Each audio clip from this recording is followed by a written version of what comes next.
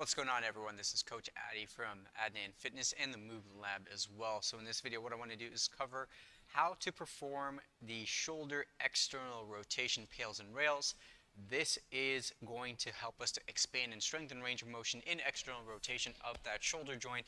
So what we mean by that is the ability to rotate that shoulder in this direction. Oftentimes we'll find people are limited in that. That can even affect things like our overhead mobility as well. So this is something that we can do in order to expand and strengthen that range. Now, just going over quickly that pails and rails protocol. This will involve about a 1.5 to 2 minute passive stretch in the passive range of motion that joint can currently go into. From there, we're then going to apply a 10 to 15 seconds pails contraction, followed with a 10 to 15 second rails contraction. The pails is generally going to be seen as a push. The rails is going to be a pull action. Now, we want to make sure that before we apply the pails and rails, we're going to ramp up a full body contraction through the body to our greatest, safest, maximum effort. So this is something you don't want to do rapidly. We may not always go to our most intense contraction we can produce through the body.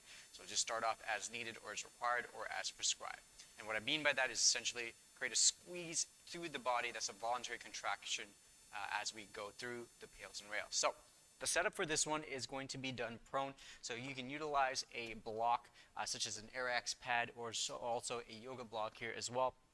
Essentially, the reason for using this is to make sure that the shoulder itself is going to be aligned with the shoulder joint, so the arm rather is aligned. So what I mean by that is if I am going to be on the floor, you may notice the shoulder is completely dropped. So I'm starting from a position where the shoulder is already shearing or gliding forward, and so that we rather want the shoulder to be completely centrated here within that socket, so in the same good line of position. So what I can do is place this block here, and then I can place my arm so that the elbow is more in line with the shoulder itself as we go through this motion.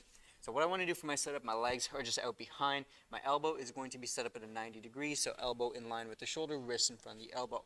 Now for some of us, this may be our starting position, but if we find that we can already get some decent range from there without feeling like we're compensating, what we can do is then take a yoga block or an object, place that, and then just have the base of our wrist here just resting against the block, so that will allow it to passively rotate that shoulder backwards. Now I will hang out here for about a 1.5 minutes or so, focusing on our nice and easy nasal breathing. Just allow the head to be supported here on the ground.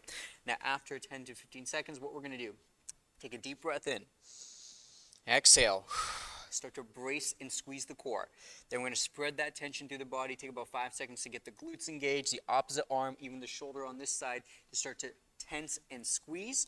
Then we're going to start by pushing into the block. So I'm thinking about going in this direction down towards the block. That push is being created from the bottom of the shoulder itself. So I'm going to think about 10 to 15 seconds, pushing gradually and harder in towards the block. Then we're going to go into a rails contraction. For the rails, we're now going to go in the opposite direction. I'm going to think tension through the back of the shoulders. I'm going to now try to see if the hand comes off the block slowly. You want to take your time with this motion. Try not to go too quick, because you will feel some intense contractions here, some crampiness as well. So start slow with this one. Gradually just start to pull. We don't even need the arm to come off the block. Just focus on creating tension at the back there. Rest from here. Let that tension go. We'll take about 30 seconds or so. Just breathe in and out through the nose here, about 4 seconds in to 6 seconds out.